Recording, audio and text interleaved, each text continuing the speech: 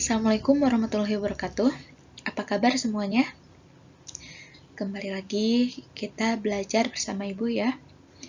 Dalam mata pelajaran bakteriologi, jangan lupa sebelum belajar absensi terlebih dahulu ya. Oke, materi pertama kita kali ini yaitu tentang uji resistensi. Pasti kalian sudah pernah dengar ya uji resistensi di kelas 11 dulu ya, dalam mata pelajaran yang sama, bakteriologi. Oke, lanjut. Nah,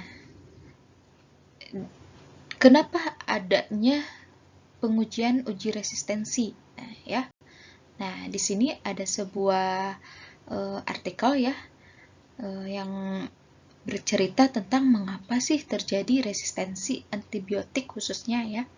Karena untuk kompetensi dasarnya sendiri yaitu menganalisis resistensi antibiotik ya. Nah, di sini ditulis bahwa angka kematian akibat resistensi antibiotik atau antimikroba AMR sampai tahun 2014 sebesar 700.000 per tahun ya. Diperkirakan nih pada tahun 2050 kematian akibat AMR atau antimikroba ya lebih besar dibanding kematian akibat kanker, mencapai 10 juta jiwa. Nah, lebih bahaya dari kanker ternyata kasus kematian yang disebabkan oleh AMR ya. Nah, jadi perlu kita ketahui bahwa saat ini angka kematian yang disebabkan oleh resistensi antibiotik itu sangat banyak ya. Bahkan diperkirakan tahun 2050 itu kan tadi dibilang akan melebihi angka kematian akibat kanker. Seram juga ya. Nah, nah ya. Terus kita juga sering lihat di poster-poster rumah sakit ataupun di layanan kesehatan yang lain bahwa bijak dalam mengkonsumsi antibiotik. Nah, karena ini ya salah satunya. Karena dikhawatirkan antibiotik tersebut resisten terhadap bakteri ya, khususnya kalau antibiotik. Oke, lanjut. Nah, apa sih yang dimaksud dengan resistensi antibiotik? Nah, sebelumnya kita harus tahu dulu dasarnya ya. Jadi mikroorganisme yang berada di sekitar kita itu bermacam-macam.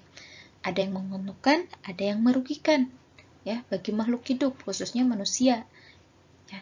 Kemudian mikroorganisme, misalnya nih bakteri ya, itu kan ada dua sifatnya, ada yang patogen dan non-patogen. Masih ingat kan bedanya patogen dan non-patogen? Ya. Wah, kalau udah lupa itu kebangetan ya. Oke, jadi patogen itu apa? Bakteri yang dapat menyebabkan penyakit. Sedangkan yang non-patogen berarti sebaliknya ya.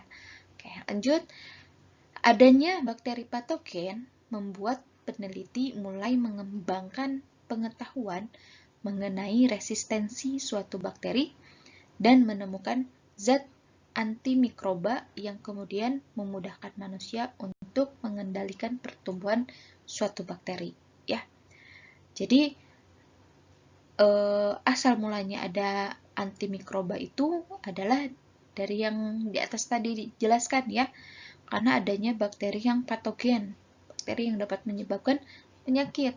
Nah, kemudian obat untuk mematikan bakteri atau obat untuk antibakteri itu disebutnya antibiotik ya.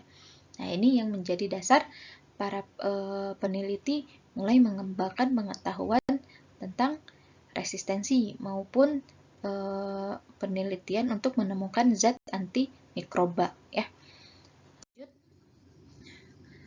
Nah, uji resistensi sendiri merupakan pengujian yang dilakukan untuk mengetahui kepekaan bakteri terhadap suatu antibiotik. Nah, penggunaan antibiotik yang berlebih atau tidak terkendali menyebabkan efek samping yang berbahaya, yang menyebabkan bakteri-bakteri tertentu resisten atau terhadap antibiotik. Nah, tadi ya, penjelasan dari poster yang di awal tadi ya. Jadi karena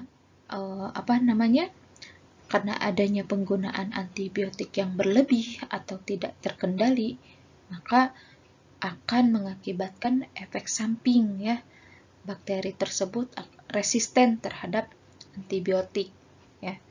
Makanya kalau kita sudah tidak mempan berobat dengan antibiotik, kalau ada infeksi bakteri harus makan apa lagi ya.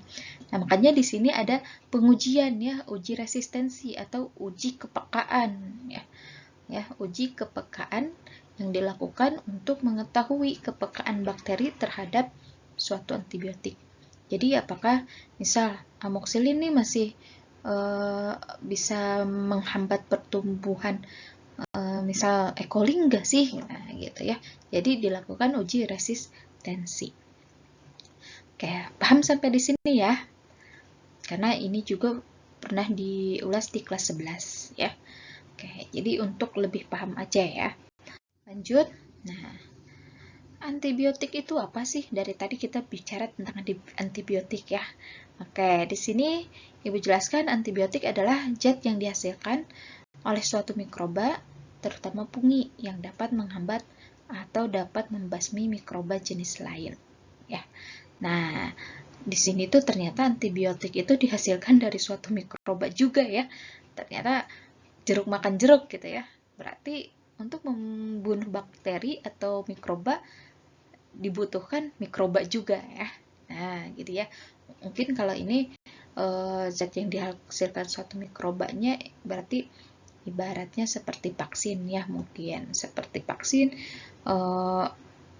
virusnya atau bakterinya dilemahkan dulu, nah ya, untuk nanti disuntikan ke dalam tubuh dan menimbulkan antibodi ya. Nah, seperti itu. Mungkin ini juga sama ya. Jadi ibaratnya kalau ingin membunuh mikroba ya harus dengan mikroba lagi gitu ya. Nah, jadi sekali lagi antibiotik adalah zat yang dihasilkan oleh suatu mikroba, terutama fungi, yang dapat menghambat atau dapat membasmi mikroba jenis lain ya. Oke, jadi misalnya ya kalau mau perang harus seimbang gitu ya. Ya manusia lawan manusia gitu kan. Kalau bakteri ya lawan bakteri lagi gitu kan. Oke, selanjutnya antibiotik itu mempunyai dua sifat ya. Ada bakteriostatik dan bakterisida. Nah, kalau bakteriostatik ini dia sifatnya menghambat bakteri secara sementara. Wah, berarti bakterinya cuma pingsan doang ya. Nah, ini bakteri yang cuma pingsan doang saat dikasih antibiotik sifatnya berarti bakteriostatik ya.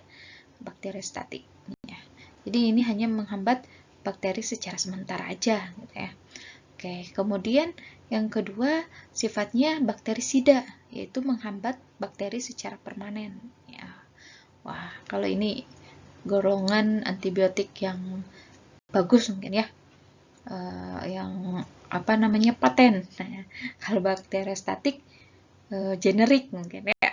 Oke. Nah, selanjutnya ketahanan terhadap antibiotik.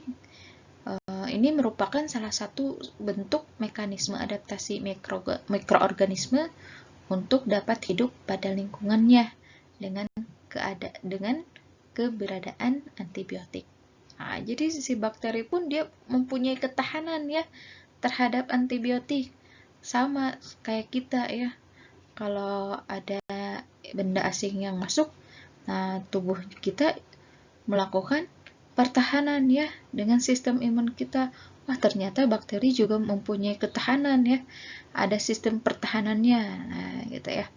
Jadi, ketahanan terhadap antibiotik sekali lagi merupakan salah satu bentuk mekanisme adaptasi mikroorganisme untuk dapat hidup pada lingkungannya dengan keberadaan antibiotik. Nah, ada kata adaptasi ya. Wah, berarti kenapa bisa terjadinya resistensi? Karena ada ini ya, ada mekanisme adaptasi. Ya, jadi ibaratnya bakteri itu kalau masih kuat dengan adanya antibiotik di sekelilingnya, nah misalnya tadi ya sifatnya itu bakteriostatik, hanya melemahkan sementara. Nah, dia mungkin memperkuat pertahanan tubuhnya ya, sehingga dia dapat beradaptasi, sehingga terbentuklah ketahanan ya, terhadap antibiotik. Oke. Nah, kemudian ketahanan terhadap antibiotik ini umumnya bersifat heritable ya, diwariskan dan turun-temurun ya. Jadi diwariskan nih dari satu bakteri ke ibaratnya ke anak cucunya ya. Nah, misal sel induknya misalnya sebelumnya mengingat akan model perkembangan sel bakteri yang umumnya melalui pembelahan biner. Nah, misal gini, nih ada di gambar ada suatu bakteri, ibaratlah bakteri yang kokus, bakteri Gonorrhea ya, atau apalagi ya, bakteri Staphylococcus ya, atau Streptococcus nih ya. Bakteri Streptococcus misal dikasih obat chloramphenicol misal ya, dikasih obat chloramphenicol. Nah, kemudian dia membentuk ketahanan tubuh, dan ketahanan tubuhnya itu sudah bisa ibaratnya tahan terhadap antibiotik.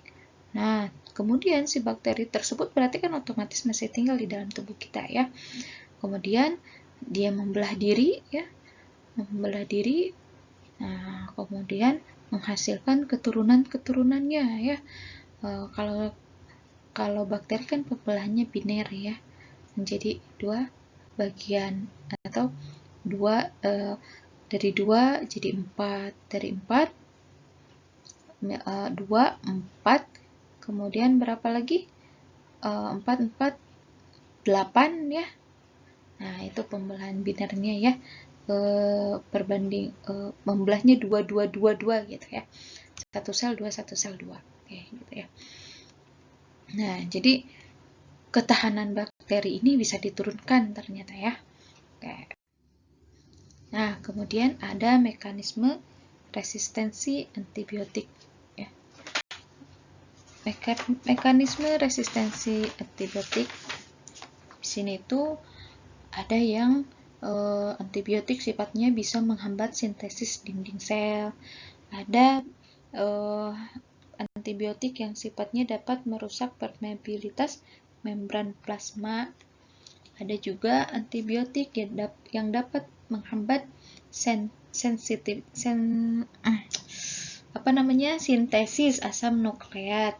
Kemudian ada juga antibiotik yang dapat menghambat sintesis protein. Dan yang terakhir ada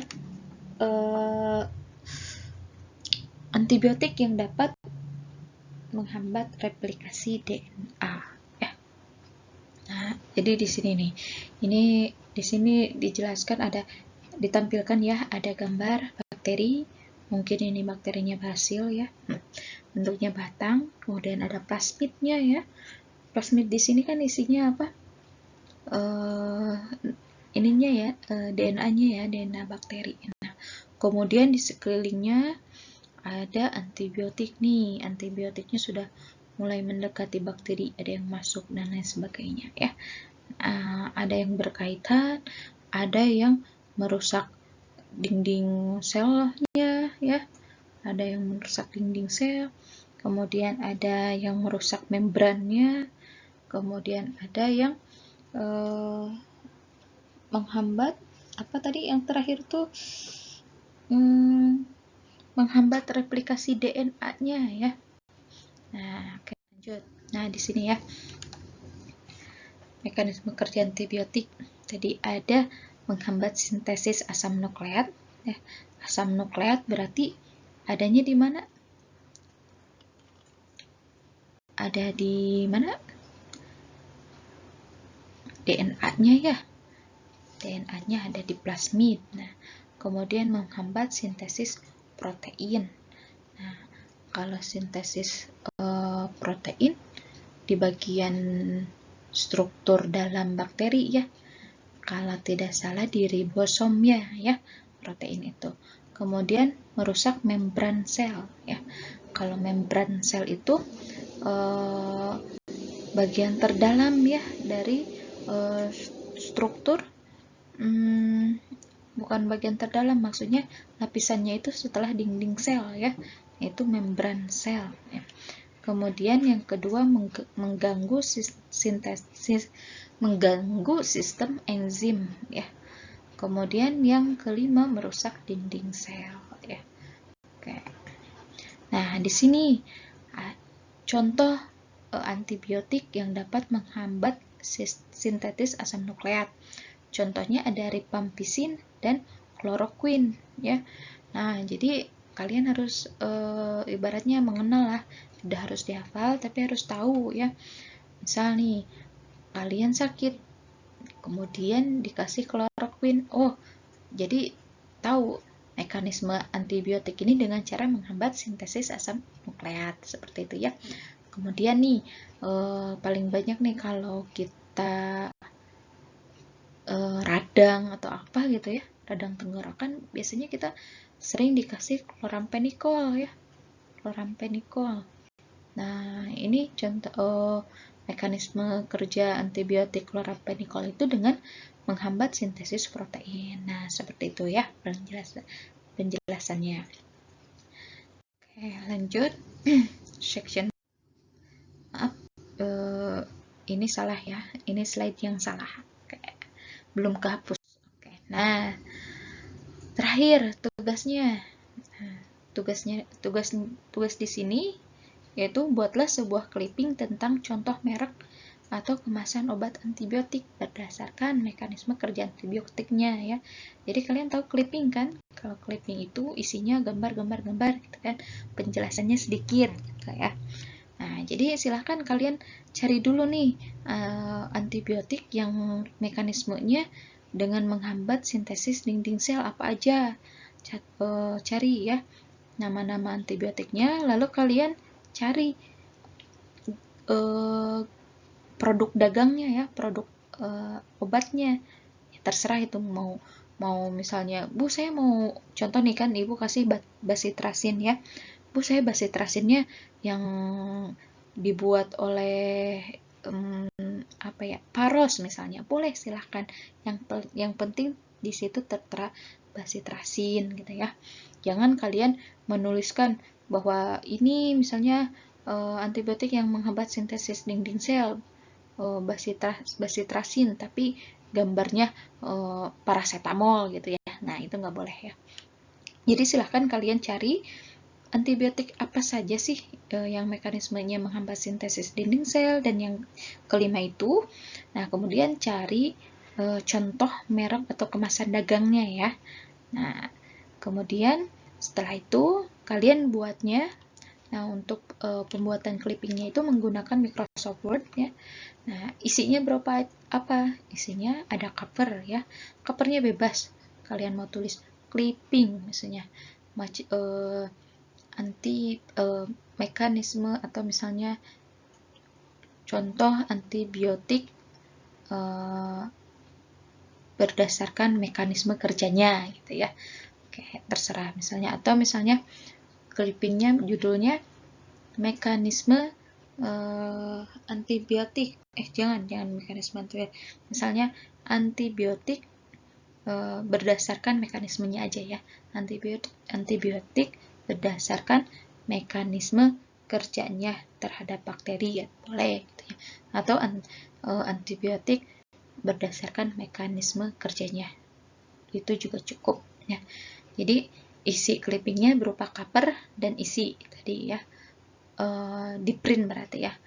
Nah, tapi maksudnya gambarnya itu berarti tidak menggunting koran ya. Kalau dulu kan clipping itu membuatnya dengan cara menggunting koran atau majalah. Apa ya? Kalau ini dengan cara copy paste mungkin ya dari Google, kemudian di copy paste ke Microsoft Word kayak gitu ya. Bu, berapa sih jumlahnya? Terserah, sedapatnya kalian ya. Misalnya yang nomor 1 tuh yang menghambat sintesis dinding sel, kalian nemunya 5 antibiotik ya boleh, ada 10 boleh ya. Makin komplit makin bagus nilainya. Oke. Kemudian dikumpulnya kapan, Bu? Dikumpulkannya itu hari Selasa. Ya, berarti Selasa depan, pertemuan kedua nanti, pertemuan selanjutnya ya.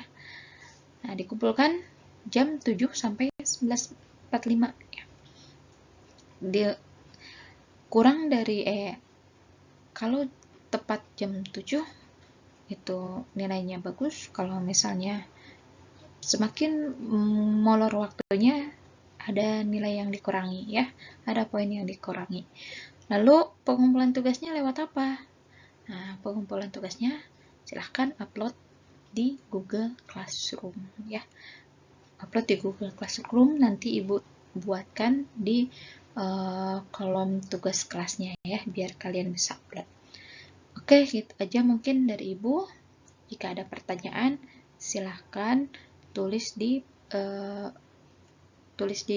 kolom tugas kelas ya di Google Classroom ataupun di WA, atau enggak kita boleh melakukan sesi tatap muka, mau pakai Google Meet atau Zoom, silahkan, Ibu punya dan Ibu bisa melakukannya. Oke, sampai sini dulu. Terima kasih, semoga hari ini menyenangkan. Wassalamualaikum warahmatullahi wabarakatuh.